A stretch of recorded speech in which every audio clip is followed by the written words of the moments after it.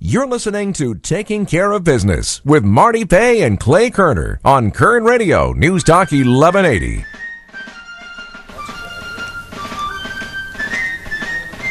Welcome to Taking Care of Business on Kern Radio Newstalk 1180 with your hosts Clay Kerner and Marty Pay. Hey, Clay, I've got a quick question for you before you go on. That was a Civil War song that I think they came back with. You know, Johnny Comes Marching Home? Don't go there. Wasn't that your war? Don't go there, Marty. I knew it was coming. I just want to be nice. I have to do a little shout out. I know Brett, who runs the station, is going to get upset with me, but I met a guy yesterday. He owns Philly Dog over at Real and California Avenue. I just want to say hi to him. He gave me a great hot dog yesterday. If you get a chance, stop in. It's a new business trying to get going here in Bakersfield. Okay, so we're doing our own commercials. Well, yeah, I'm doing my own commercials now, making things up. Why not? You know, I listened to George Martin the other day. Yeah, we're having fun with this today. I listened to George Martin the other day, and he told a story that somebody asked him who the most inspirational person was that he had met in the 25 years he'd been doing this. And you and I didn't get a chance to talk about this, but the person he came up with was somebody you and I have been talking about a lot lately, and it was Vernon Baker. Remember Vernon Baker was the black soldier in World War II that had gotten the Medal of Honor by President Clinton, and I guess President Clinton had given 6 or 7 out to black soldiers from World War II, and he was the only one that was alive to get it. And that year he came to the business conference, and I guess was a fantastic speaker. And he came to the conference, and I guess George Martin got to be his attorney, so they got to be pretty good friends. And he said that Vernon Baker was the most inspirational man he had ever met. I remember that concert. I was here. Yeah, incredible. And he said, you know, the sad thing is Vernon Baker had passed away in July. So he said, unfortunately, you know, I got to go to that funeral in July. And I don't think we had talked about this. We were going to last week, but we didn't get a chance. It's kind of a sad postscript to this. It kind of made me mad when I saw this. But Vernon Baker's widow and grandson were invited to the White House. Well, they weren't invited to the normal part of the White House that we get to go to if we're lucky enough to go to the White House. They got a special invitation, so they didn't get the dress code rules and regulations. So the grandson shows up with a picture of his grandfather, Vernon Baker, on the shirt, and they didn't let him in. Can you believe that? Kevin! Kevin McCarthy's here, our guest. Kevin, one of our young guns, just showed up. This is great. Food in hand. Now, got his buddy Vince with him. Now this is dedication. Here he comes, and he's got his lunch sitting here. Hasn't even had a chance to eat. This is dedication. Thank you, Kevin. You invited me over. Just got out of the other tent talking and came on back. That's what a wonderful great day. The weather's probably the best it's ever been. Oh, this is awesome. fantastic. We just had Bob Lowen for a while. I don't know if you both. Excellent. Yeah, he was fantastic. Did you do a book signing today, Kevin? I did a book signing. I didn't have the line that Newt had, but we sold books, yeah. Which line was this that Newt had? Newt had line of out people. The back. Yeah. Oh, okay. Yeah, but you're just getting started, Kevin. That's right. Yeah. So you're only in your second term. You know, Kevin's the new Newt. Yeah, but Kevin, you got a great reputation. I hear nothing but positive things about you. See you on TV, hear you on the radio. Unbelievable what a young guy's doing in this congressional district. Well, you got to talk to more than just my mom, then.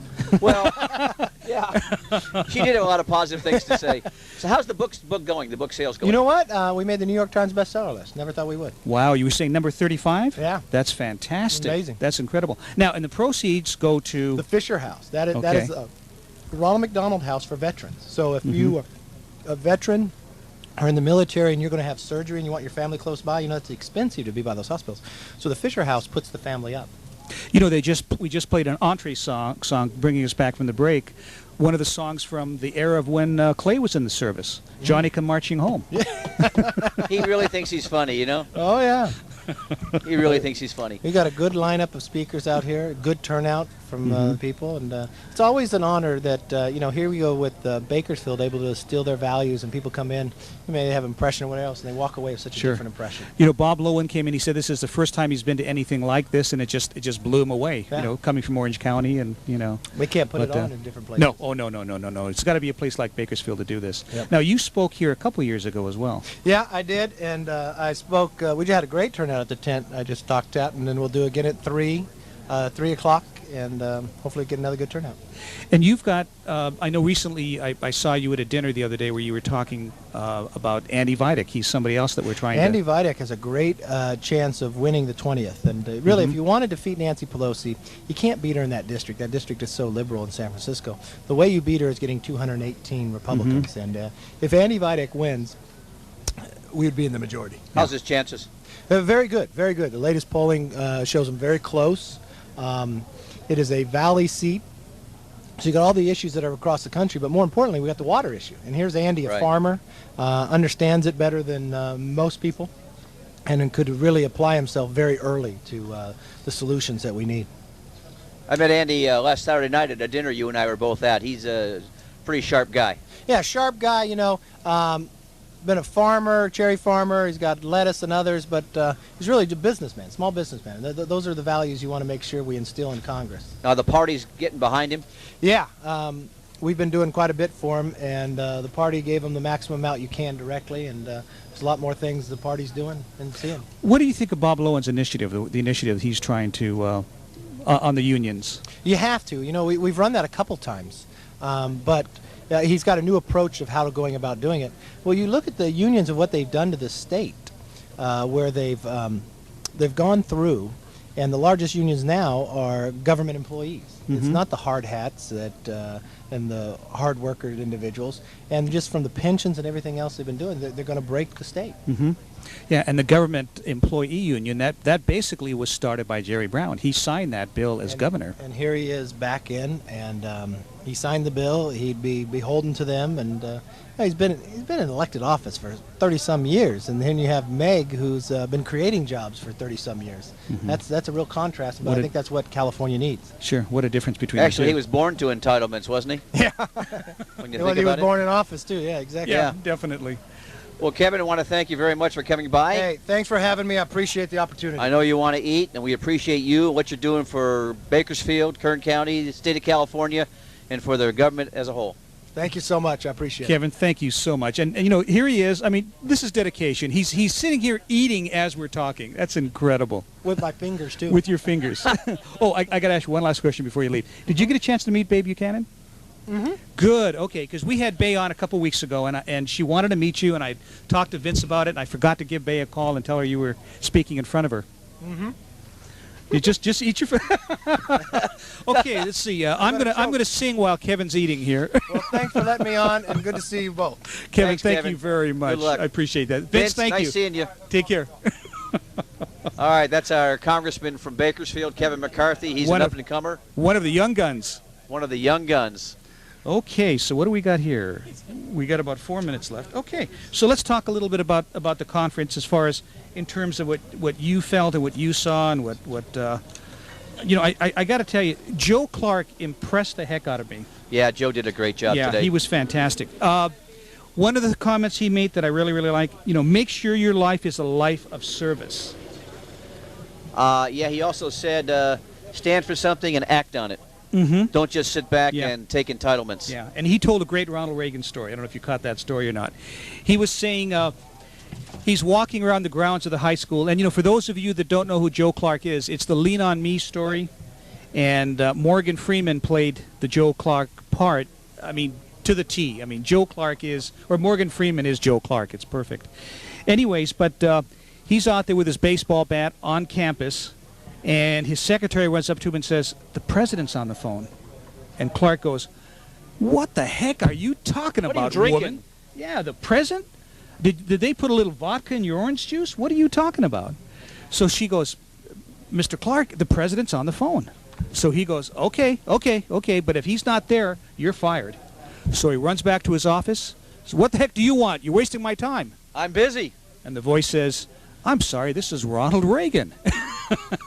And he said as of that moment, he became a Republican. Yeah, I wonder why. Just because somebody called him on the telephone, he became a Republican? Well, I think, you know, President Reagan had that kind of charm and wit about him. Hell, I got a phone message from Jerry Brown the other day. Should I be a Democrat? Did he call you something that... It was a recording. Oh, it was a recording. Okay. Yeah. Oh, no, wait a minute. Was it a recording or was it the tail end of a voicemail? It was an actual recording. Okay, so he didn't call you a lady of ill repute. Not this time. Okay. No. Okay. No, it's going to be interesting to see this particular California race, to see who's going to win this between Whitman and Brown. Neither one offers too much anymore that I can see. Yeah. Newt Gingrich asked a great question too in his little talk. He said, I've never tried this in this big of an audience. He said, but we've got over 10,000 people here. I'm going to ask a question, and I want you to finish the statement for me. And the question was, if you can't afford a home, and almost in unison, the 10,000 people in the audience said, don't buy one. Right. Incredible. And he said, in the course of the last 25 years, we violated that simple truth. True. And we're wondering why we're in the mess we're in. You know, Marty, just to change the subject for a second. Sure. Because we're running out of time. Okay. We did interview the third-party candidate for governor, who I think would have probably been the best choice of the three. Yeah. Well, we can talk a little bit about that for a minute if you want to. Okay. It's, I have to be honest with you. I'm struggling with that. I like Shailene a lot. I like her a lot more than I like Meg Whitman. But the problem is, and Jean Fuller stated this perfectly. She said, there were 500 bills that Schwarzenegger vetoed that would get through if a Jerry Brown were sitting there at that desk. Right. She said you'd be taxed to the point where you wouldn't be able to walk across the street and not pay a tax. Well, it looks like we're being vetoed right now, so take us out, Marty. We will be back in 167 hours on Taking Care of Business. Thank you for spending your Saturday afternoon with us, and have a great weekend.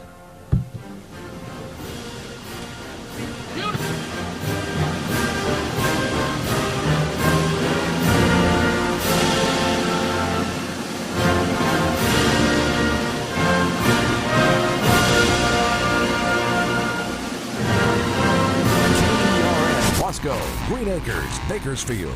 Looking out for Bakersfield and all of Kern County. Kern Radio, Newstalk 1180, kernradio.com.